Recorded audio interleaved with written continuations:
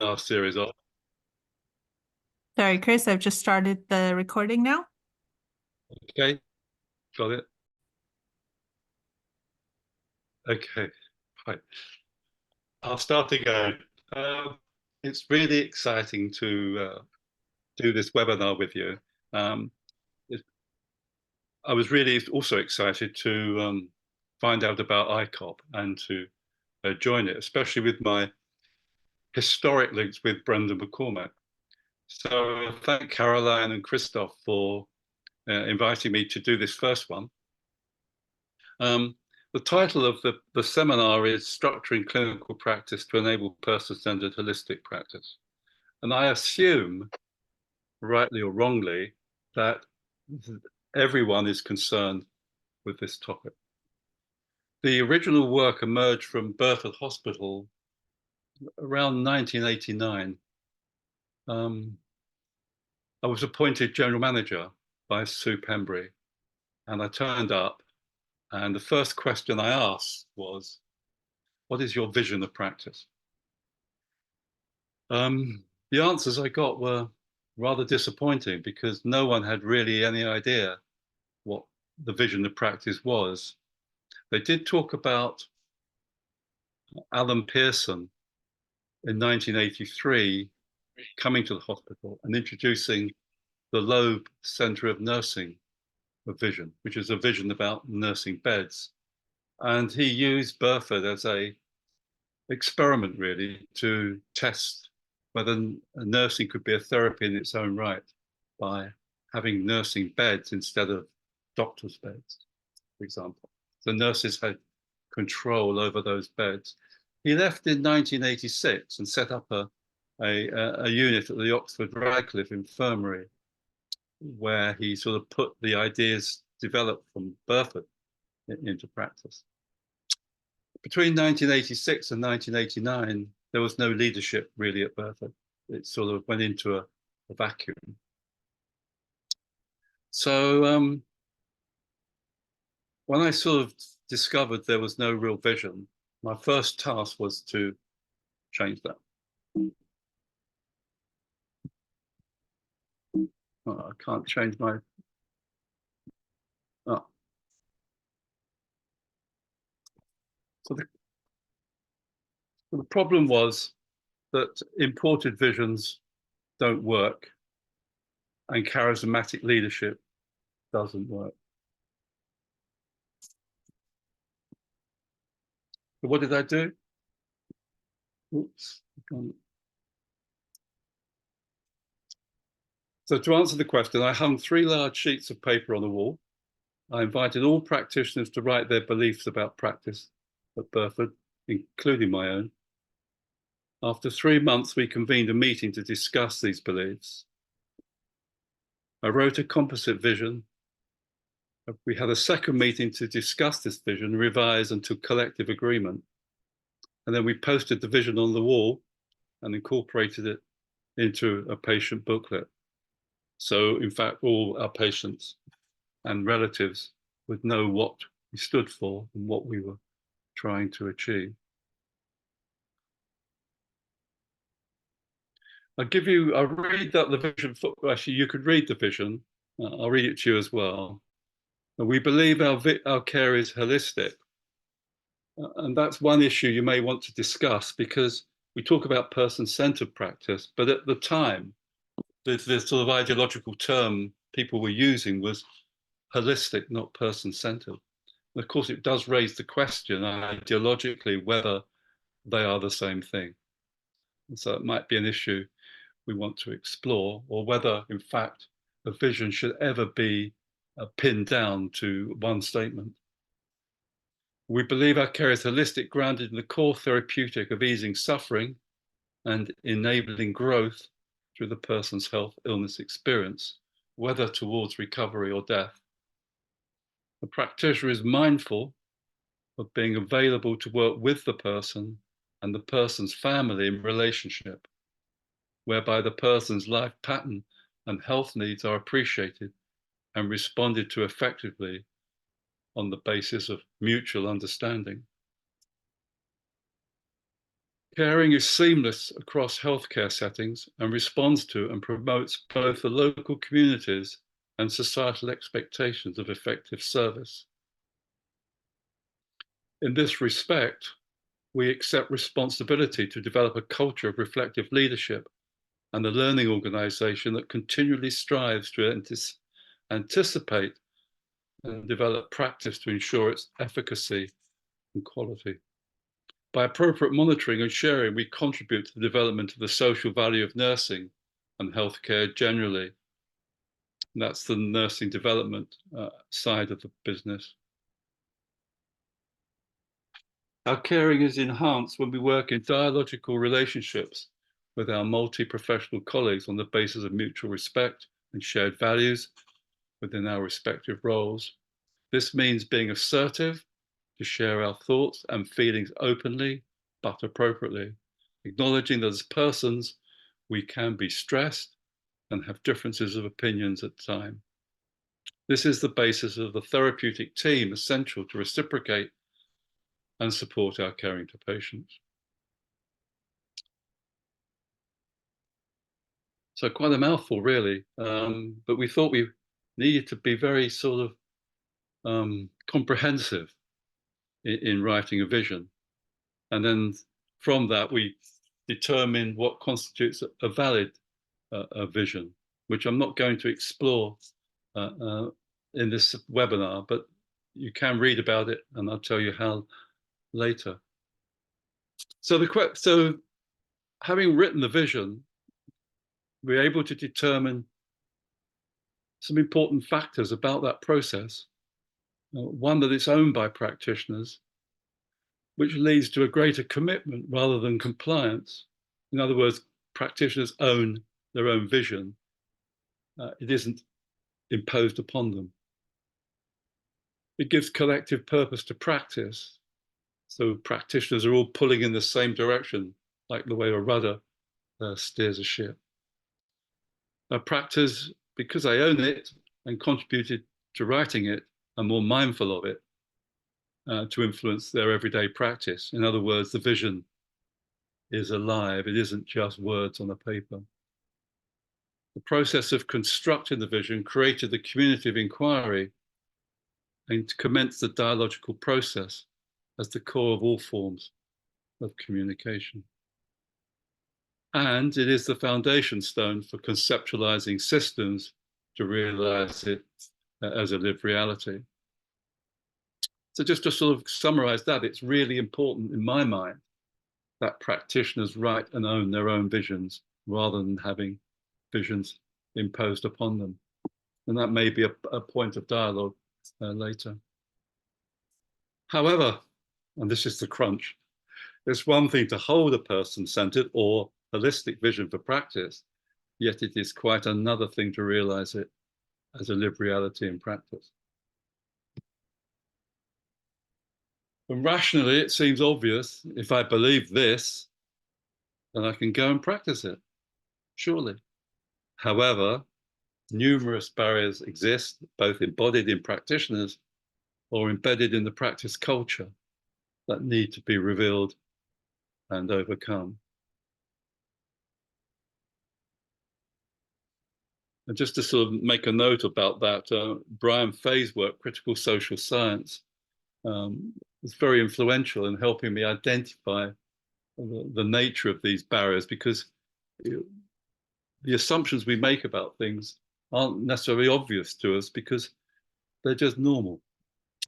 So we might need some help in surfacing these assumptions and these barriers. Thus the challenge. What culture and underlying systems are necessary to facilitate the realization of person-centered practice? And I'm sure you all have your own answers to this question, and probably most of you have addressed it and gone about trying to bridge the gap, if you like, between the ideology and actual practice.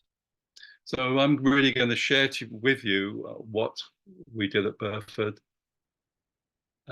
35 years ago and now updated, as I'll explain later. I would just say a point there about the original Burford book is that it had accounts throughout by the Burford practitioners reflecting on using the Burford model, including a chapter by two associate nurses, one called Kate Butcher and one called Jan Dewing, who, as I explained earlier, became the general manager of Burford. And of course, she became extremely notable in changing practice worldwide. And we also had contributions from units outside Burford, including the Oxford Community Hospital, which was run by Brendan McCormack when he was just a young pup on his way up, as we said. And now, of course, he is so eminent in everything he does. We also had a contribution from Australia for our Australian friends online for the Julia Farr Centre in Adelaide, a 500-bed rehabilitation unit. Just to sort of give you a perspective of how we went about trying to sort of test the Burford model, not just at Burford, but through these other units as well. So the 5 systems we developed are really the systems that any unit would have, which is a system for tuning practitioners into the vision, a system for communication, a system for organizing delivery of practice, a system for living quality, and a system for enabling practitioners to realize the vision. And that's set against the culture of leadership and the learning organization. I'm just going to talk through these systems. And again, if people want to sort of interject or raise a point whilst I'm talking through these, please do. Or if not, just make notes for dialogue following the presentation. So a system for tuning into the vision. So we have this lovely vision we've written. Everyone sort of said, yeah, okay, that looks good. So how do we tune practitioners into it? Historically, the Burford were using the Roper, Logan, and Tierney model, which you probably all remember, come from Scotland. Consists of 10 activities of living. In our view, it didn't fit with the vision at all. It was a reductionist model that reduced the person to 10 activities of living. And it just encouraged practitioners to view a person in that way and fill in boxes related to each activity of living. When I did an audit of the model in use, I found that many boxes were not filled. For example, dying. That things about sexuality had comments like, wears lipstick in the morning? Nutrition, likes a cup of tea in the morning. It was just ridiculous and clearly had no impact on practice and was a very poor way of communicating practice. So the challenge, we came up with 9 reflective cues,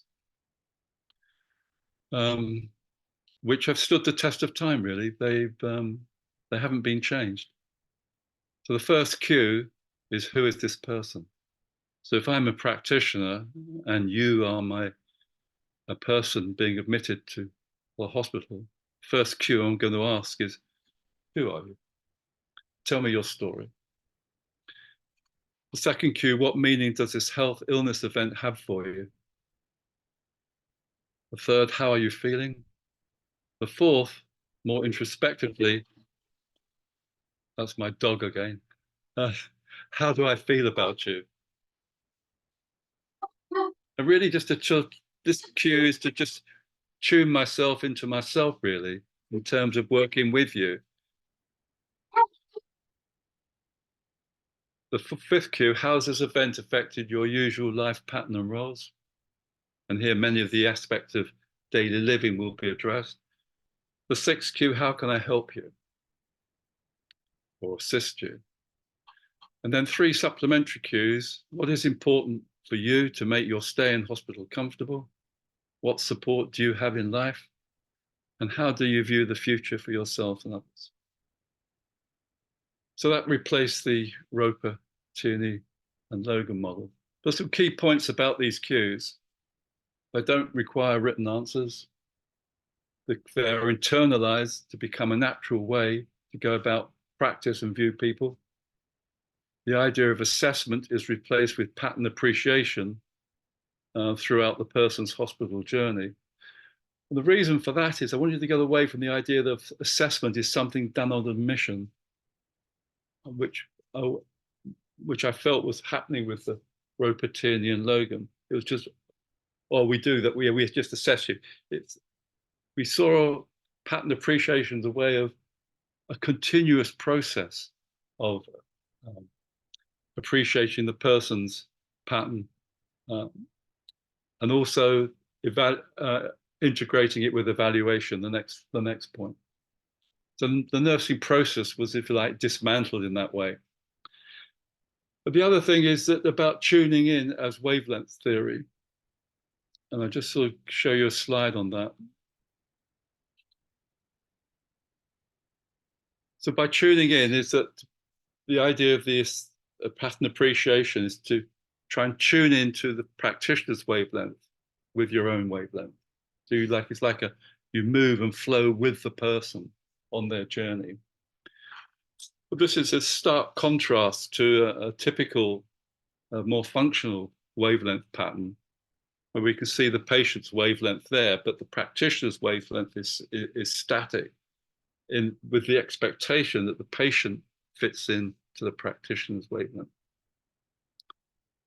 Which I found that through my nursing career, that the bottom model tended to be the predominant one.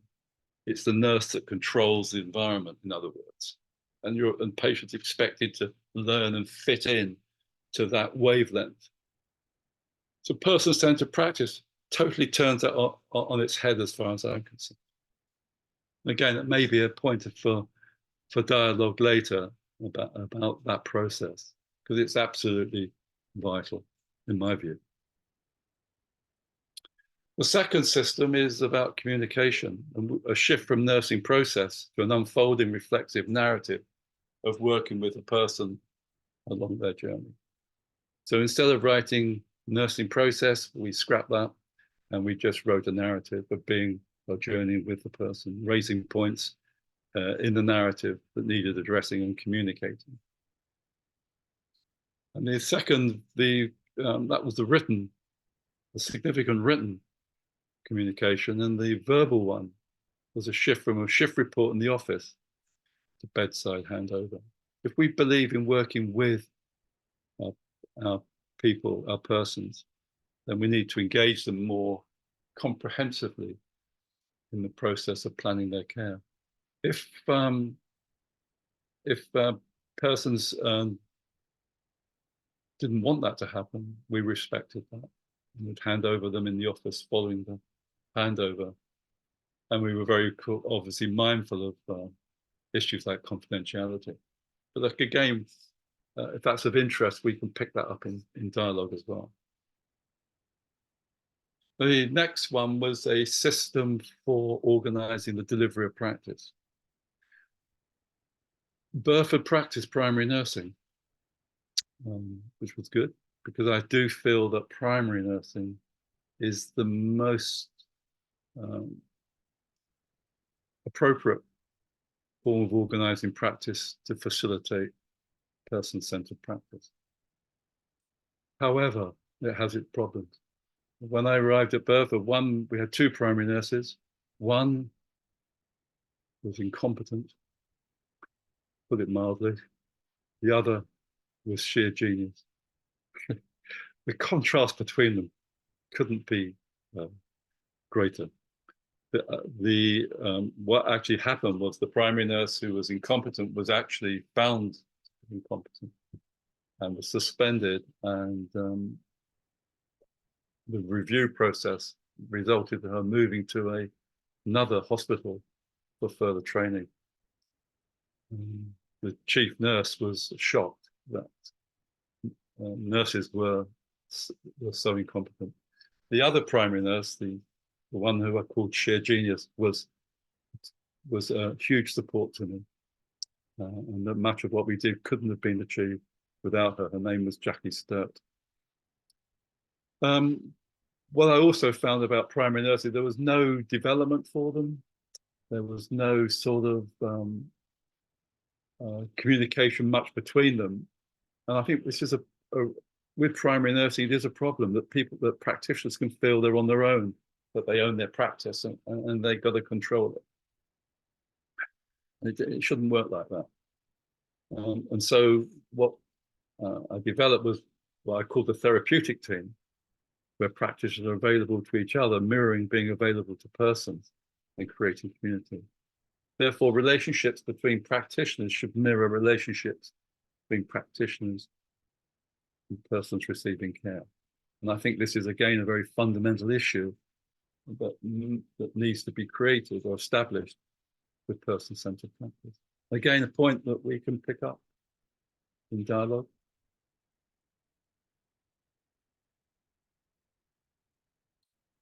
I can't read the top of my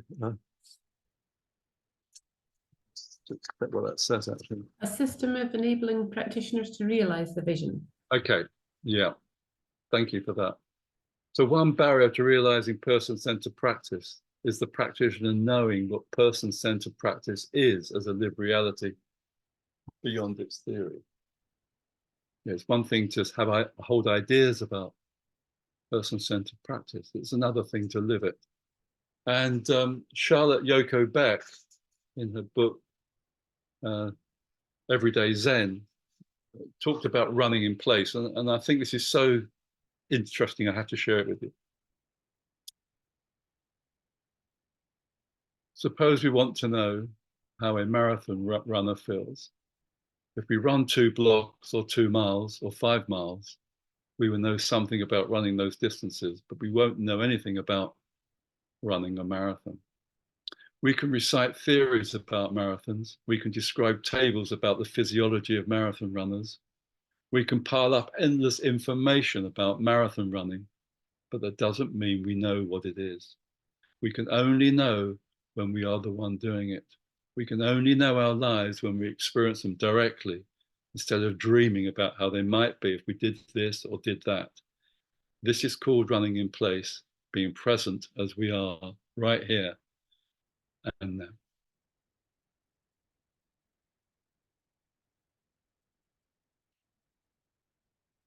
I'll just let that sink in a moment.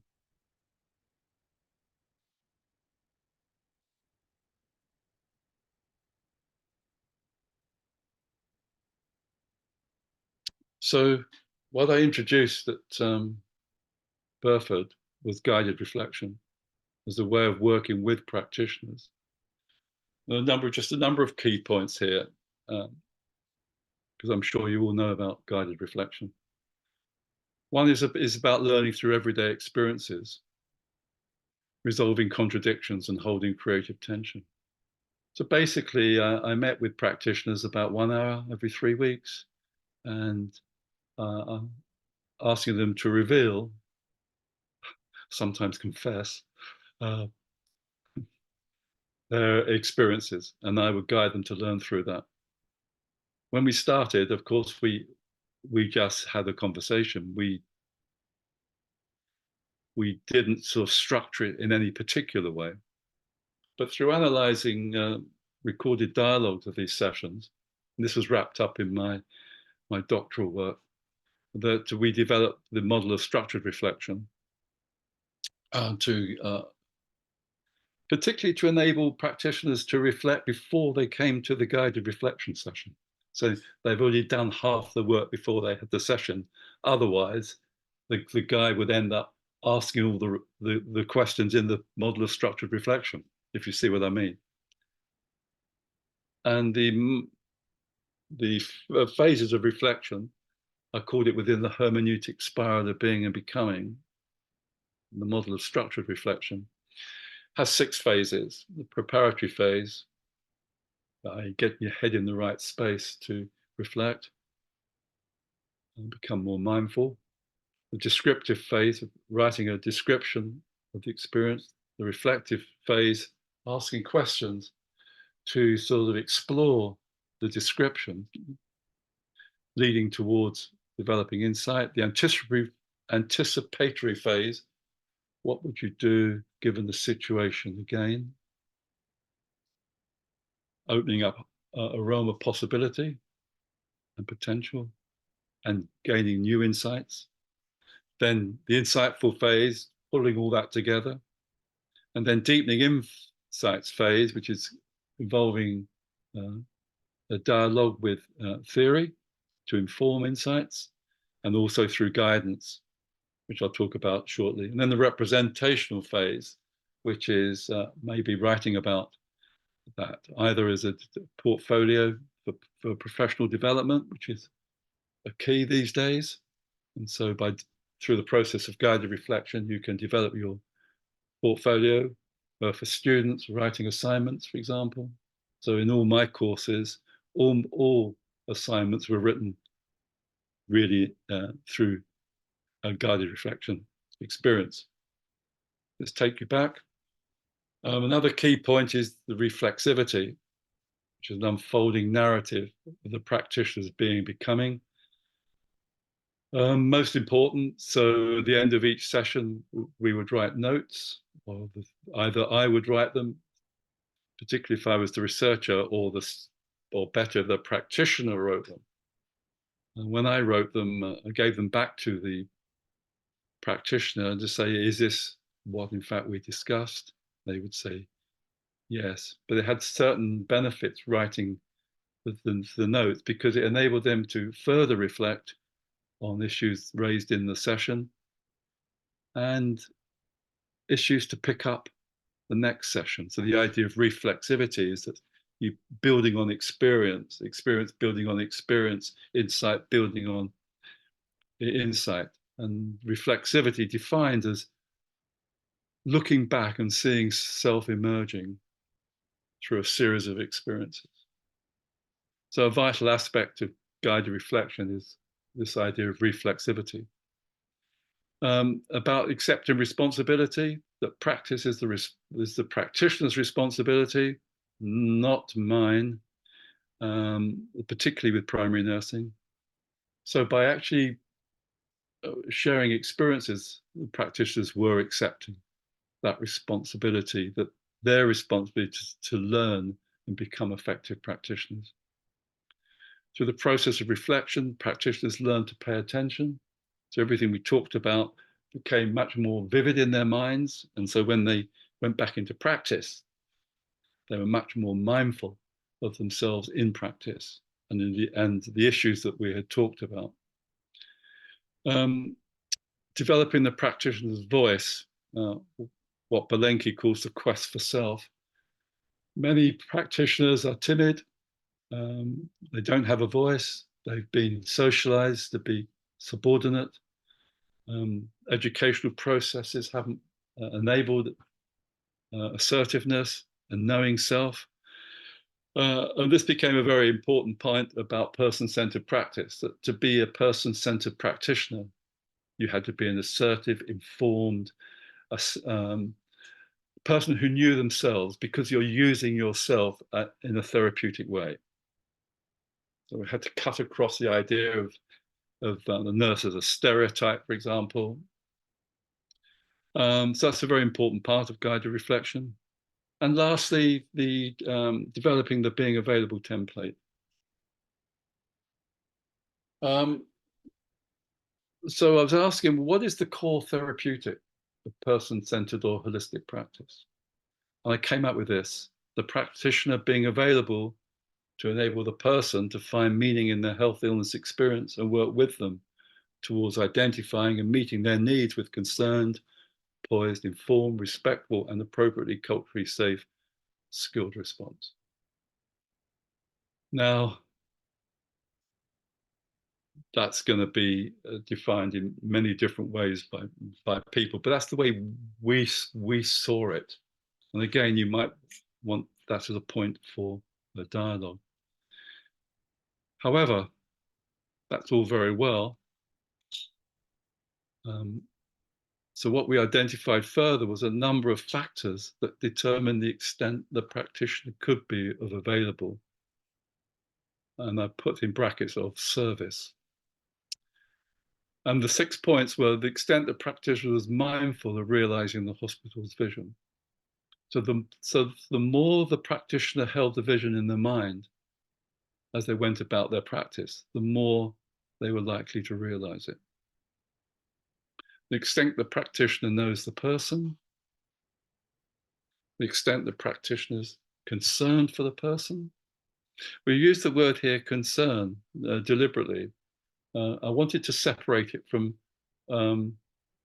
this idea of compassion.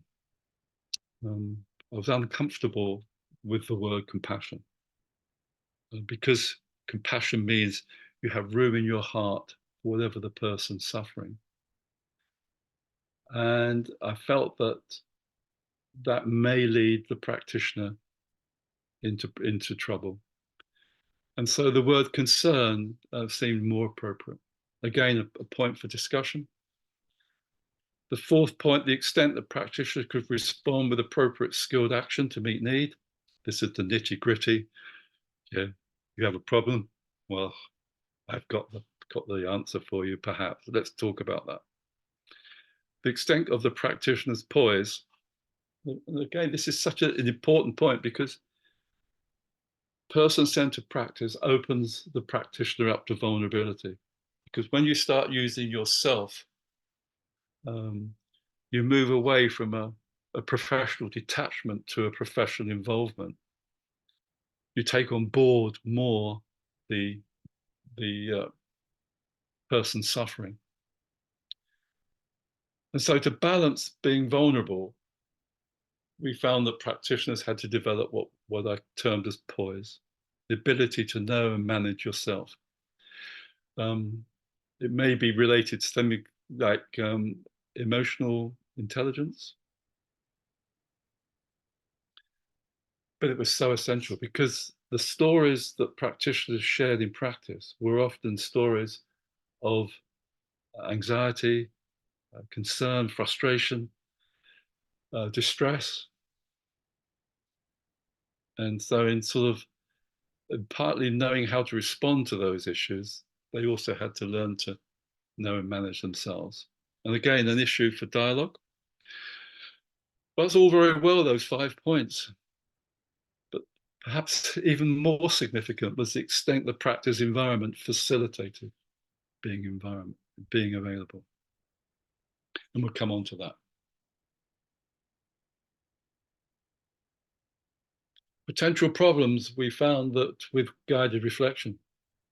One technical difficulty with reflection. Practitioners hadn't learned anything about reflection. Or if they had, it was very functional. It wasn't the sort of a dynamic, evolving process. It was like, we just apply a model of reflection and that's it. So with the early sessions, people had to learn, become reflective. Not easy. Often uncomfortable because of the experiences that people were sharing. Practitioners didn't see its value because they were educated or taught in schools of nursing, which have been very theoretically and functionally driven, and where reflection had been seen as merely another educational tool. And you probably all realize in your own practice that many students do not like reflective practice. Frustration, unable to put insights into action. It's like hitting your head against a brick wall because for one reason or another, they couldn't achieve what they were trying to achieve. And I'm sure many of you know about practitioners going home, carrying their work with them, tired, frustrated, distressed even. It's not good enough. Work priorities. How do you fit guided reflection into a busy workload, especially these days where there's a shortage of nurses, probably worldwide, and poor guidance. guided reflection only works when you have good guides. Again, issues that we may want to pick up in dialogue. The guide is the leader. Going on to the culture now. Certainly guidance enables leaders to fulfill a vital leadership role of enabling practitioners to realize effective practice. For me, that is the whole core of leadership. Guided reflection is contracted, which obviously enables mutual expectations to be discussed. Issues of trust. I'll come on to that again in a later slide, but why would I trust you to share my story with you? Especially if you're my manager and a tyrant. Issues of challenge and support, high challenge, high support. Guides enable practitioners to see reality more clearly. Feeding relevant theory and ideas in response to emerging issues. Self-feedback on performance. The guide doesn't judge the practitioner's performance, but enables the practitioners to judge their own performance. Collaborative relationship, including solving issues together, but also spilling into practice.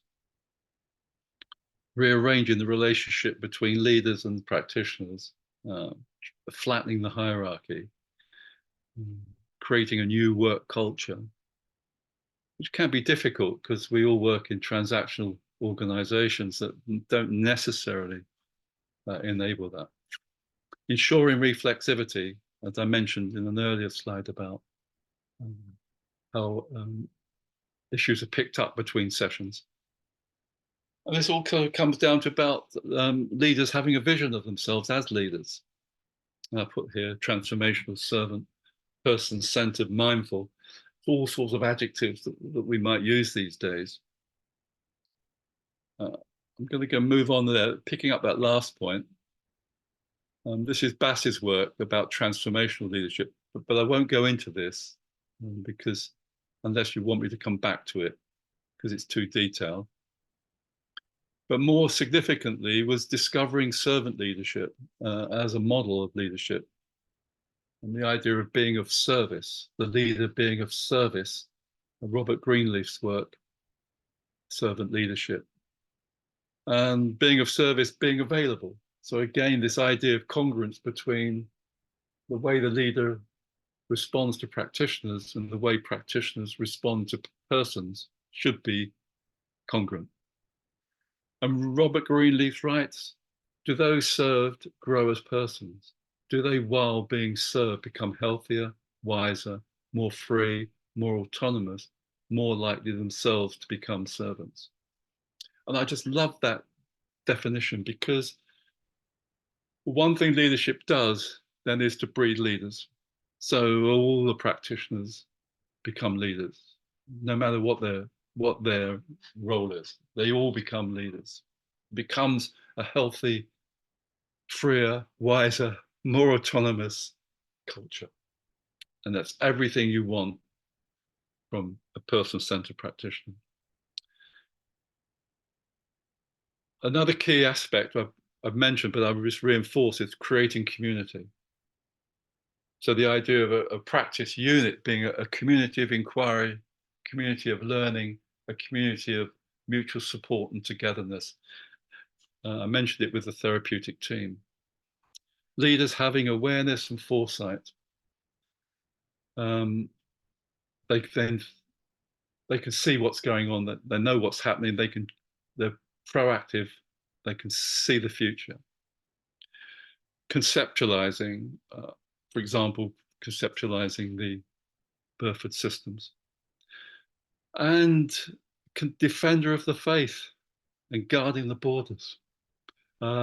Trying to create a more secure environment, but sort of quietly doing that without making a fuss, because in terms of creating an environment where being available is possible, I found that there's pressures and expectations always on you to be like this, do that, meet targets, etc., etc.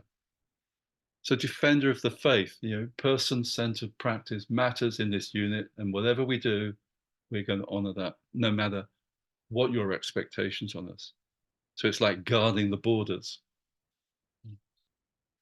Again, it's such a big issue that we may want to dialogue further about some of these points of being. So potential difficulties with guide as leader. Again, practitioners conditioned to view leader as manager with some caution. Practitioners don't necessarily trust their managers, unfortunately. So we've got to change that culture. And I know this because when I sort of analysed the sorts of experiences practitioners shared with me, they never mentioned me. There were never any experiences where I was a problem. Yet when I guide practitioners outside my own unit, they always talk about their managers. So it was quite ironic. Why don't they talk about me? So even though I was trying to create this collaborative culture, they were still viewing me with some caution. I was their manager. I do their performance review. So it's tricky. Leader anxiety with practitioner performance. It's so easy when people share things to give them the answers. And you're critical. If they're not doing things you like, the way you like them done, it's easy to be critical. So, oh, well, yeah, I don't know if that was very good. I think perhaps you should do it like this.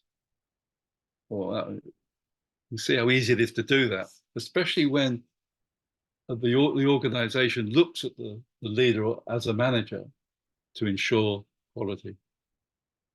It's the leader that gets the flack, if you like, not the individual practitioners.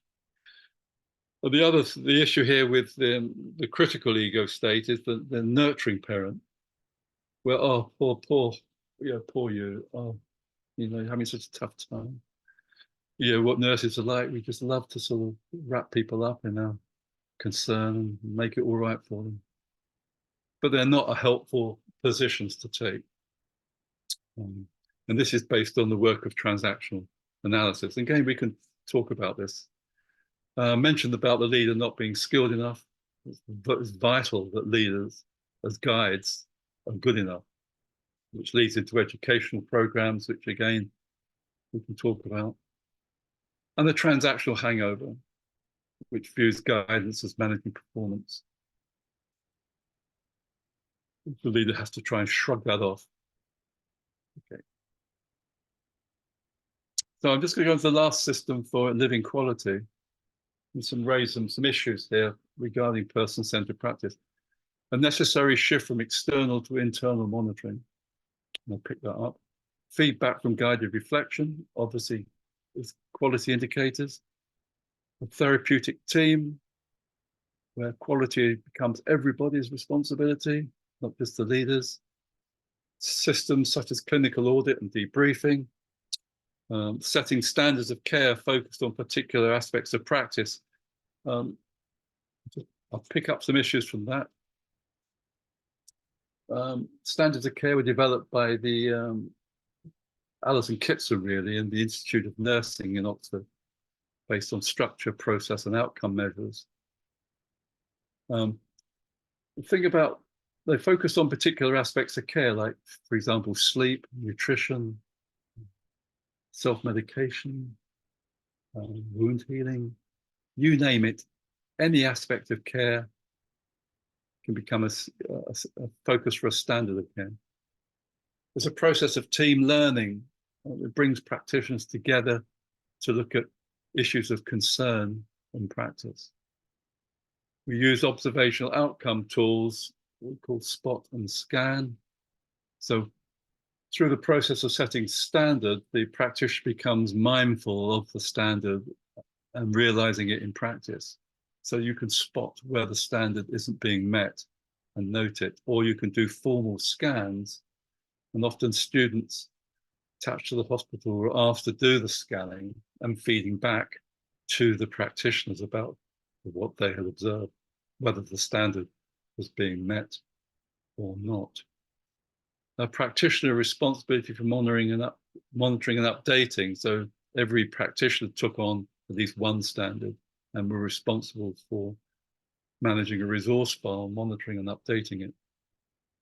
Feedback becomes everybody's responsibility, formal and informal. And again, this is the therapeutic team, where you have to develop a culture where it's safe to say to your colleague, look, I've just noticed this about your practice in the nicest possible way, without that person taking umbrage and saying, well, what about your practice then? Yeah, planking, there's a splinter in my eyes, a plank in yours. That's very important to develop. Altogether, we developed 24 standards covering all aspects of practice. And again, if you're interested in this, I can pick it up. And then the expectations, limitations, and influences of external measures. And I've just noted the CQC here. So in the United Kingdom, we have the Quality Care Commission that's responsible for external monitoring of quality in healthcare practices. And their fundamental principles include that everyone has the right to expect person-centered care and treated with dignity and respect. And that is such an important statement that the Care Quality Commission makes. Because when they come to inspect you, they expect person-centered care. But can their observational methods ensure that? I don't know if any of you listened to the paper I gave at the inaugural ICoP about my experience of having an emergency appendicectomy, and where person-centered care was certainly not practiced. Yet the vision of that hospital statement said person-centered care. And the Quality Care Commission's report on that hospital said that care was good. Not outstanding, but good. So it doesn't really pick up the nuances of person-centered care in my view. That would be my fundamental concern with external monitoring. Chris, can I just give you a wee nudge that's 10 already, just to make sure there's enough time for discussion? Okay, I'm just going to quickly whiz through this then. Perfect. Thank you. Obviously, everything I've talked about is about change. And so the leader is a change agent. I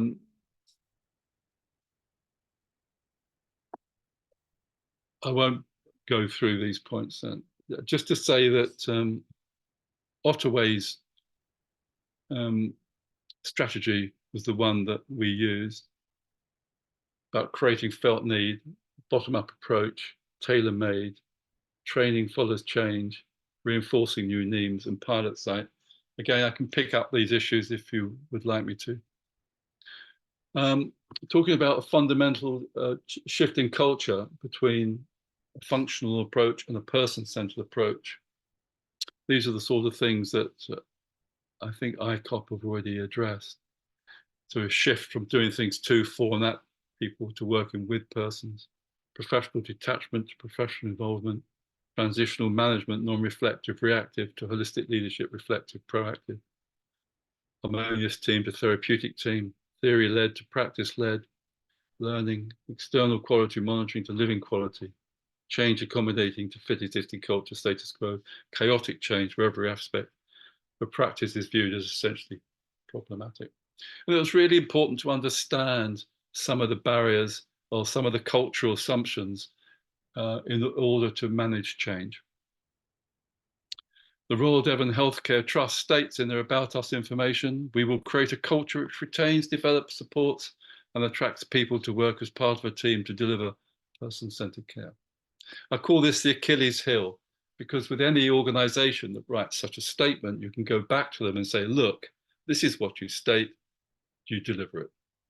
And what is very interesting about the Royal Devon Healthcare Trust is that I may shortly be working with them, because I'm in a new role that's at the University of Exeter, where I'm going to join the Academy of Nursing.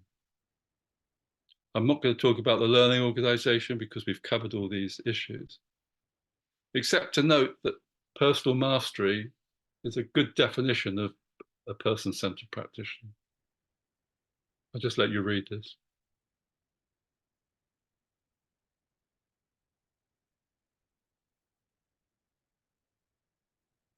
And through guided reflection, we would try and enable practitioners to become personal masters. Okay, so that's it basically. I started with a cover of the 1994 book, and this is the cover of the 2024 book with a foreword by Jean Watson, who wrote the foreword for the original book, and by Brenda McCormack. So covering 35 years of practice development. So everything I've talked about is in this book if you're inclined to pursue the issues. So I raised that question for dialogue, along with all the other questions I've raised. What does the Burford model offer to inform person-centered nurse education? I'll leave it. I'm going to stop it there. Thank you so much, Chris. You've given us lots and lots to think about, and it's been great to hear about the Burford model and how it resonates with what's going on today. I don't want to talk. I would really like to open to the floor, and Chris has posed that question. Sorry, Chris, do you want to pose that question again? But you may have other questions too that you're more than welcome to ask. Does anybody want to jump in?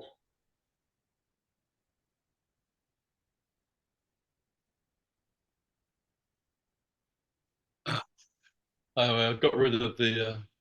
Thank you. Oh, I can see Oh, everybody now. hi, it's Joanne. Can I? Joanne and then Webb Oh, Joanne. and then Claire. Hello, hi, Chris. Sorry, I'm in the car.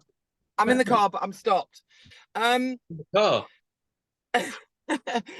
So thank you so much for that. I was hanging off literally every word of what you were saying. We've got a situation in England that came up yesterday, which is a phenomenal opportunity for us in England to consider who the next chief nursing officer is going to be. May is retiring at the end of the year, and I've been thinking quite a lot about is it time that we got together and wrote to whoever chief executive of the NHS, the Secretary of State for Health and Social Care, etc., to say enough's enough now. We've got, this is the way forward.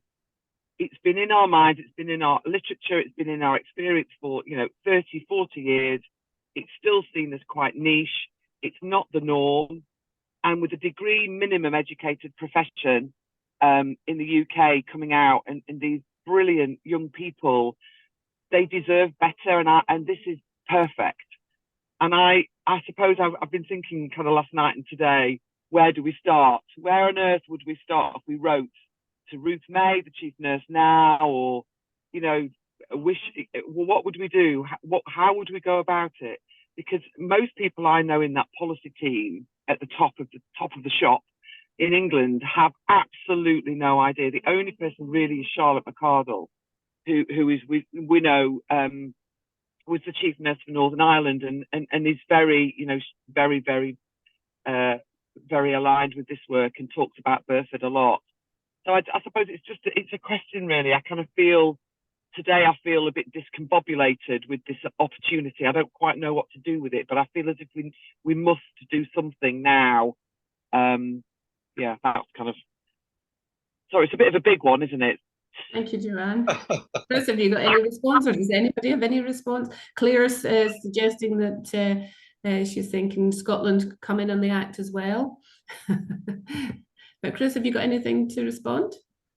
Well, if the NMC want to ask me to join the board, I'll go and shake them up a bit. But I think Joanne raises such a, she just emphasizes the problem we have. Yeah. You have this ideological perspective. Healthcare trusts write it in their visions. The NMC have it in their definition. The Royal College of Nursing have it in their definition. All the key bodies say, yes, we want person-centered practice. So why haven't we got it? And I think Joanne just sort of dynamites the issue, really. How can you create this culture from the top? Because these people they don't practice, do they?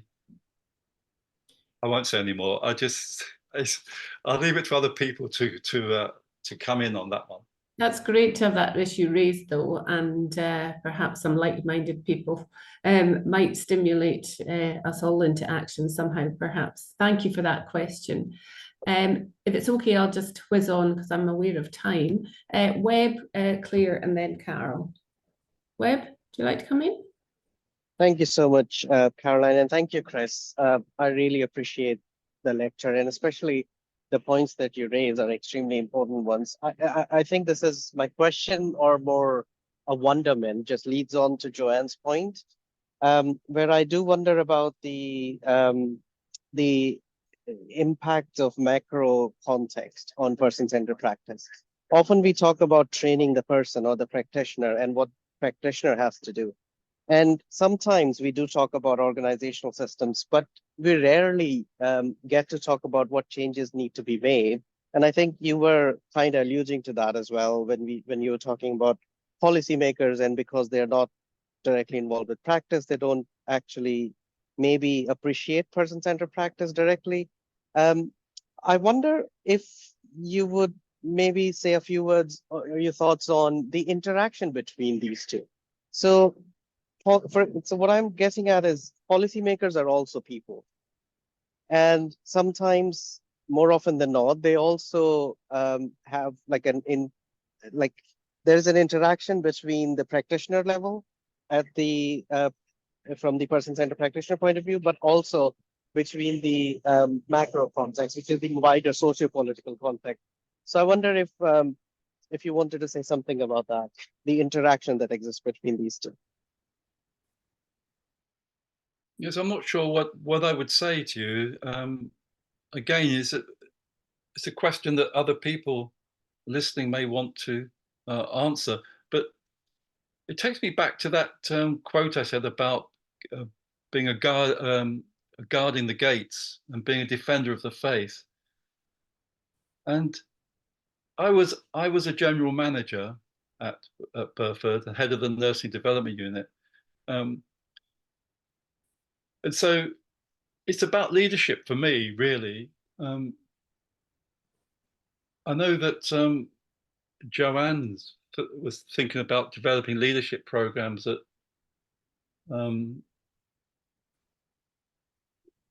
you could start at the bottom, or you could start in the middle, or you could start at the top. I always advocate change being bottom up, but I was a general manager, so I wasn't really bottom up. I was in the middle, and I had expectations on me from the wider organization to behave in a certain sort of way. And I had to manage that interface between expectations on me and expectations from myself and practitioners. And so there's a very sharp interface there. I do suspect that many leaders are totally unprepared to lead person-centered practice. They learn through experience to become what the organization expects them to be, which is basically managers, managing the smooth running of the organization, if you like, more than person-centered care.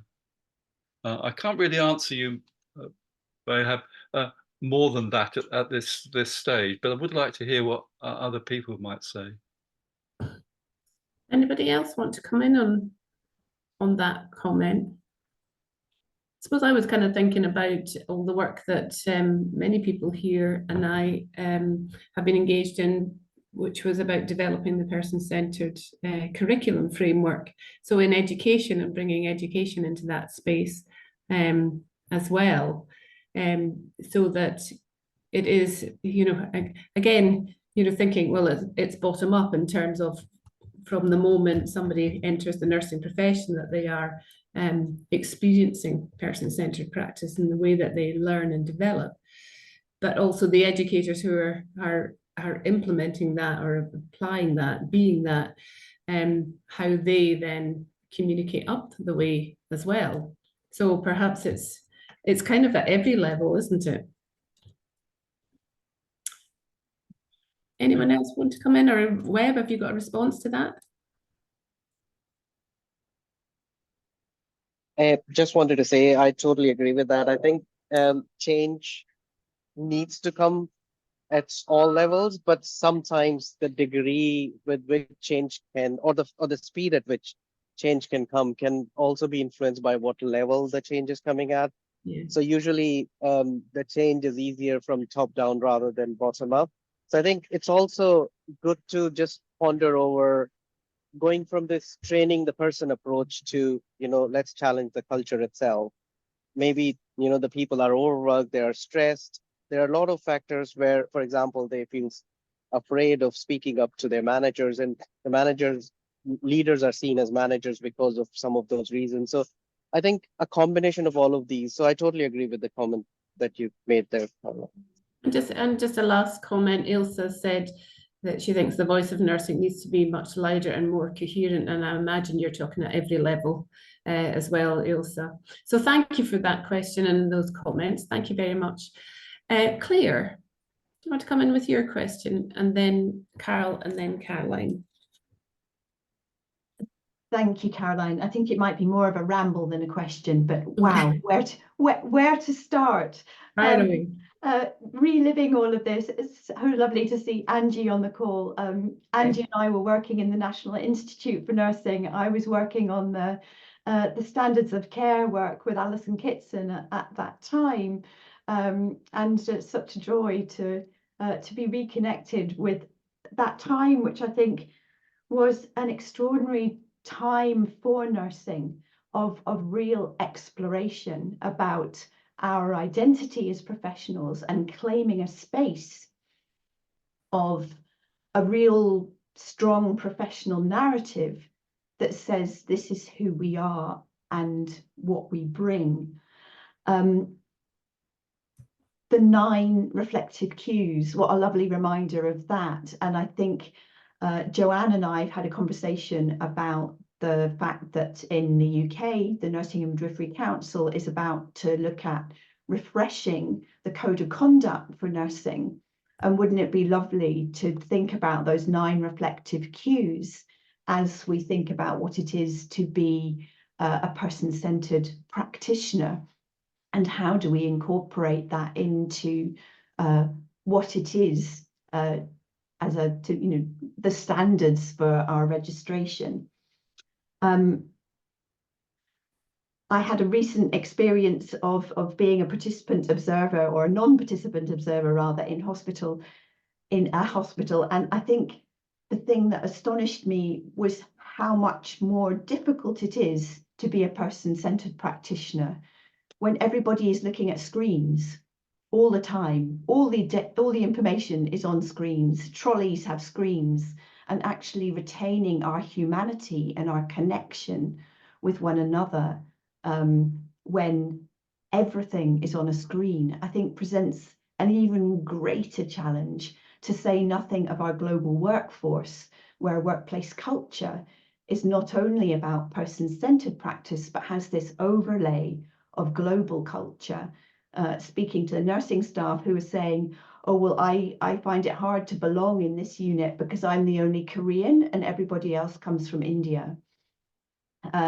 So creating that sense of shared values when you have an international workforce, I think is an additional challenge, but maybe it's those values that we can really coalesce around and perhaps you know, I loved your example of the pieces of paper on the wall and that shared, you know, collective vision. And the conversation I'd love to have, but I think it's probably one for another day or over a beer, is the use of the term kind of concern. And Tanya and Brendan, I know, talk about sympathetic presence. And I think the literature around empathy and compassion has moved on hugely in the last decade. Authors like Paul Gilbert, Kristen Neff, Brené Brown, looking at their kind of differential definitions of those concepts and how do we incorporate that kind of wider wisdom into the way in which we use the language of being alongside with clear boundaries in our relationships with patients. So apologies, there probably isn't a question in the midst of that, but a response of gratitude and thoughtfulness to what you've shared. Thank you so much, Chris. Fabulous, Claire, thank you. And it definitely does resonate, I'm sure, with many people, your thoughts there and musings and kind of threads that are not tied in knots yet, but you know, we need more thought and thinking around and about them. So thank you for that. And Carol's keen to connect with you about thoughts on sympathetic presence. And on that note, Carol, would you like to come in? Thanks so much, Caroline. Yeah, and thank you, Christopher, for really engaging presentation. I want to talk about so much. I'm reflecting Claire's desire that there's so much that we can talk about, but this is the first of many, I hope, webinars with the ICoP. I'm going to focus on one that's kind of near and dear to my heart as a kind of creative person. I'm an artist as well. And I want to kind of open question, maybe mostly directed to you, Christopher, about what's the role of creativity in reflective practice and reflexive practice. I'm going to leave that. I'm going to leave it open. Thank you. Well, I could give you a one-line response and say that the person-centered practitioner is a creative practitioner. I think it's because practitioners need to be given the room, the scope to perceive their practice in the way that they do. I don't know if you've read some stuff I've written, but on reflective practice, but it takes it into performance, into storyboard, poetry, encouraging students to present work in assignment form like that, or at conference presentations, especially the use of performance. The world's the oyster, really, with the way you represent what you learn or the insights you gain through reflective practice. I've challenged schools about the structure of assignments, for example, about the way they allow students present their work and how they force students to conform to particular modes of representation, especially with the lists and lists of references, for example, that aren't explored in the paper itself, that just like seem to sandbag a point being made. So it's the guides, isn't it? It's the teachers, the lecturers, the leaders in practice that have to sort of open the doors, really, for creativity. How does a practitioner see a person, for example? In a very creative way, you say, well, who is this person? Tell me your story. Becomes a creation in itself. And then by actually facilitating the person to tell their story, it sort of reinforces in the practitioner's mind the significance of story, for example. But how many stories get published in journals? I'm trying to get a paper in the Journal of Advanced Nursing. It was rejected because the format didn't fit. I'm trying to get one into the Journal of Clinical Nursing, but I fear the same result. Just the process of submitting a paper seems so difficult these days. I got another paper accepted for the Journal of Holistic Nursing, but that's in America. I didn't really want to get it published in America. And so I think we have a problem there, and that journals become more evidence-based, demanding evidence-based. And yet when you read evidence-based papers, for me, they're meaningless. I can't resonate with them at all, because I can't see their practicality. Whereas if you write stories, immediately the person reading the story can relate to it in terms of their own experience, whether it's in poetic form or performance or storyboard or just a narrative. I had a wonderful experience recently, Christopher, with doing what I call a CPR, a creative personal reflection, with a group of nurses from around the world on Zoom. And we did a process called a many-headed monster, where we created a poem together where the others didn't know what had been written by each other, but they had to come together and create this poem together. And what you just said resonated so much, because everybody got what everybody else meant with their poetry, with their few lines of poetry of what they were experiencing, what they were going through at that moment in time. A few people joining were crisis situations, a few people in Lebanon, Myanmar, and a few other places. So absolutely wonderful experience of using things like poetry to share experience much more immediately, I think, than some of those evidence-based approaches that you're maybe talking about. Brilliant. Thank you for that, Karen. Thank you for that question and those responses. If there's a couple of other things in the chat that I've realized we've kind of run out of time. Oh, yep. Often sound like a parrot when I say procedure knowledge is privileged over theoretical reflective knowledge and practice. Okay, I think that's from Ilsa. So I think if there's no other hands up, we should draw this session to a close. I just wanted to remind you of the next date, which is the 20th of June, and then there will be one on the 18th of September and the 21st of November. Can I thank you, Christopher Johns, Chris, very, very much for your interesting presentation that stimulated lots of thought, and I'm quite sure if we stayed on there would be lots more questions and lots more discussion to have. I'm sure everybody will take these discussions back to their own workplace. And can I thank everybody for coming in either before work or after work, just making the space and time in your diary for joining us with this ICoP webinar. And please enjoy the rest of your day or the rest of your evening, and we will see you in June. Bye now. Thank you, Caroline. Thanks very much. Thank you, everybody. I'm sorry I took up so much time with the PowerPoint. I didn't realize how long it was going to be. So No worries at all. No worries at all. Thanks again. Bye-bye.